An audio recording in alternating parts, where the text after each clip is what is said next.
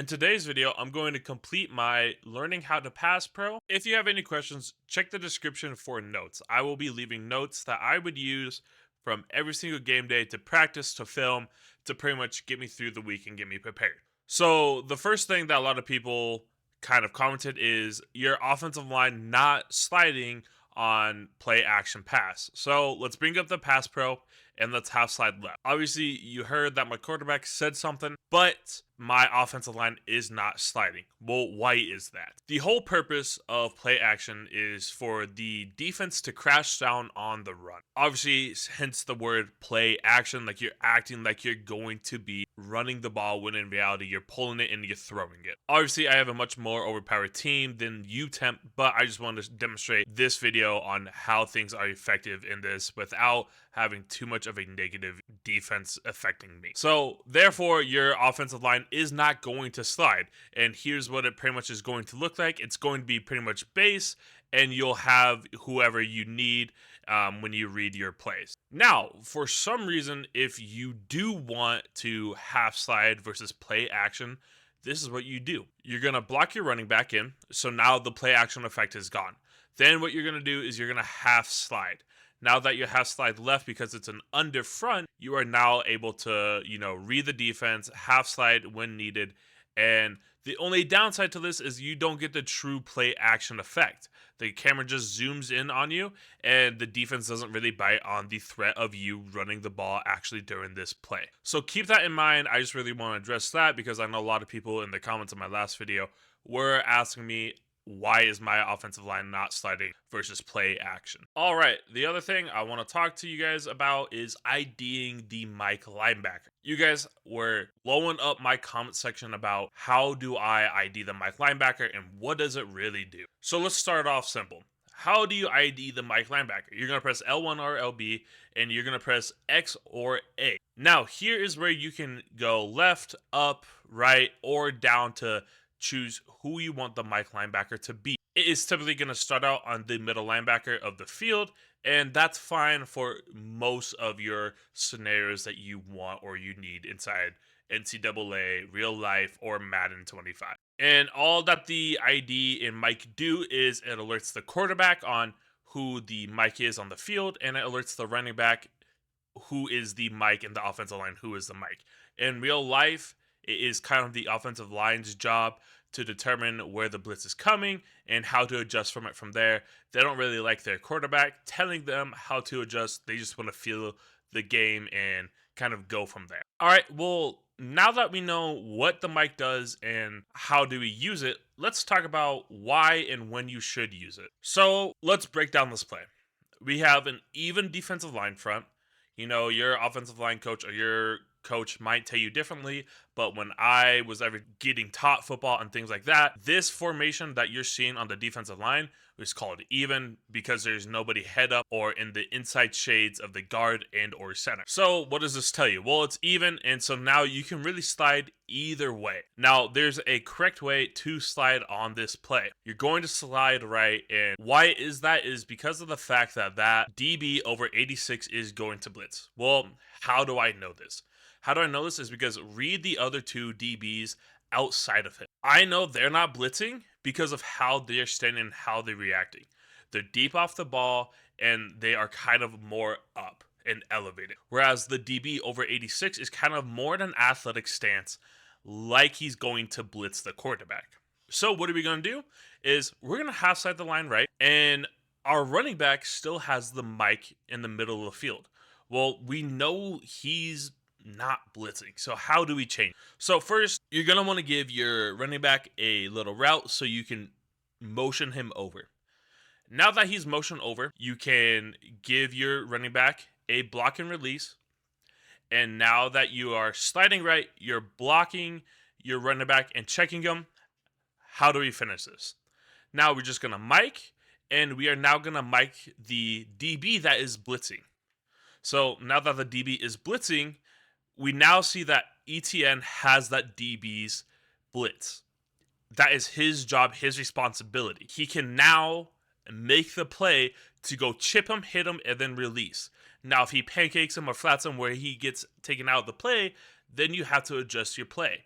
if that is your check down or your first read, you have to change the orientation of where you want the ball to go. So pretty simple concept here. It's a little bit of a mesh, so it's mid, high, low type deal. And how I'm going to read this is square to X to R1 since that DB is blitzing and I know that. And my line is half sliding to the right and my running back is now picking up the blitzing DB. If my running back gives a good block and then it is able to get out on a route, I might hit him depending on if I have time to deliver the ball. So let's snap it. The running back stays in, gets the man, and I get a good 5 to 10 yards on number 4's drag route right there. So I'll show it again on what I did, but I'm not going to really break it down just because I just broke it down. Motion the running back over, half sliding right, gonna ID the mic to that blitzing linebacker. And now that we have this set, we are now looking for just anybody that gets open necessarily. I'm going to pump fake, and I'm going to hit X wide open in the middle of the field. So there we go. That's how you ID the mic and why you ID the mic. On to the next tip. All right, not the most ideal coverage that I want to show this play off in, but you guys are wanting to know, what do you do when there is a 0 on the center or if there's a guy head up on the center?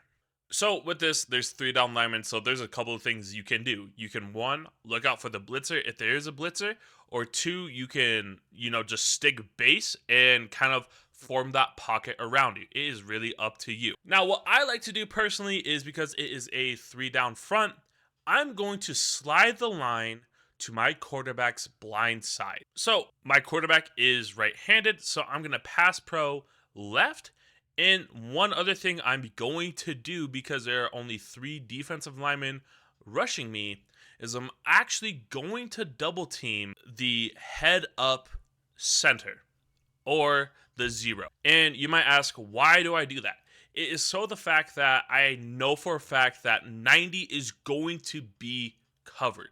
He is going to be blocked by somebody, if not double team. And if you look at the pass pro, 69 is actually going to come over. So you are pretty much full sliding to the left with a double team on 90. So we're going to read this play with square. We might have X, but because it is prevent, we're going to go square, and we're going to give a little corner route to triangle, and we're going to shrink him down. And then we're really just going to have a little hitch route for X to have, and we're just going to make him sit right there and make the DB really cheap. Watch what 55 and 69 do to number 90 as this play goes along. So what we're going to do is we're going to hit square to triangle to X to circle.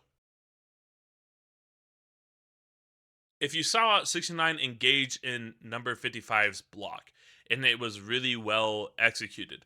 The reason for this is because 69 knew that that was his man and it was his responsibility to help 55 out. I will go into deeper little double team pass pros in just a second, but that's what you should do when it is a 3-man front and you know that there's no blitzer. All right, here's a little bit better of a 3-man front that I switched to Nebraska because they have a 3-3-5, so 3 linemen, 3 backers, 5 DBs. So here's a little bit better of a little situation that's going to be realistic when you play NCAA, real life football, or Madden 25. So I'm still going to half slide my line left. Nothing really changed. And I'm still going to double team 0 simply because of the fact that I'm sliding over and I want 0 to make sure that he is double teamed. You also don't have to double team 0. If you know that number 10 is giving you problems all game, then just shift down the double team to number 10 to make sure 53 and 71 are double teaming number 10. Now, here is the risk to running a double team on pretty much a 3-man front, is that, yes, it is great that I have 71 and 53 on number 10, and he's been giving me problems all day. But if 55 is not good enough to block 0, then it is really going to be hard because he is sliding left.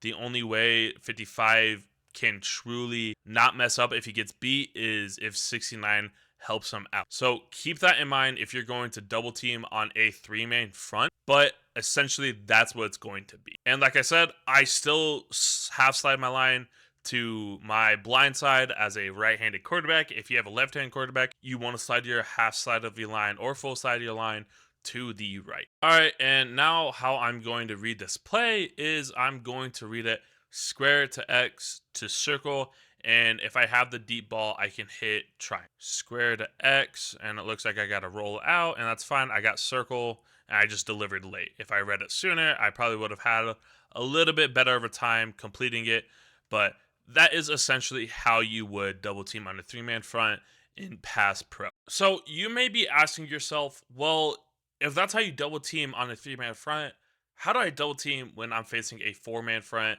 In this situation, it's going to be an under front, and or you can even call it odd. The way I call it odd is because of the fact that 53 and 69 both have someone either head up or inside shade of them. So that's why I call it odd. And when they were in the gaps, in those C gaps, that's why I called it even. That's just the way I was taught. Now, you may have your offensive coordinator, your O line coach teach you something different, but I'm just teaching you guys how the way I was taught. So, how do I double team properly on a four-man front? Well, as you can see, odd front, not a three-man front, but an odd front. So what I'm going to do is I'm going to pick who I think is the most important person to double team. And because my quarterback is right-handed, I'm going to double team number 44. So I have slid my line to the left. I'm now going to double team him. And now I am going to give my running back a little route, motion him over, give my running back a check and release. And now what I'm going to do is I'm actually going to ID the mic as this D end. Well, why do you want to do it? Because of the fact that I'm sliding left, I only have one man blocking my blind side. Yes, I still have 69 and 73 blocking my right side, but I'm more comfortable with stepping up and running left than I am having pressure behind me as a right-handed quarterback. So therefore, I'm going to have my running back try and help out with this little one-on-one action with 71. So now I'm going to read it just X to circle to triangle to square from right to left, and let's just snap the ball. Let's see how it goes, and boom, easy delivery. And as you guys can tell, it worked really well that time. I'm not going to say every time it's going to work really well. So just remember that whoever you're playing against, if you're going to double team, make sure you double team correctly and have either your running back on that side you're double teaming on and or a tight end. If this helped you guys out, I would very much appreciate the like and subscribe. You guys killed the last one. I didn't know so many people wanted to learn more about offensive line and more about football,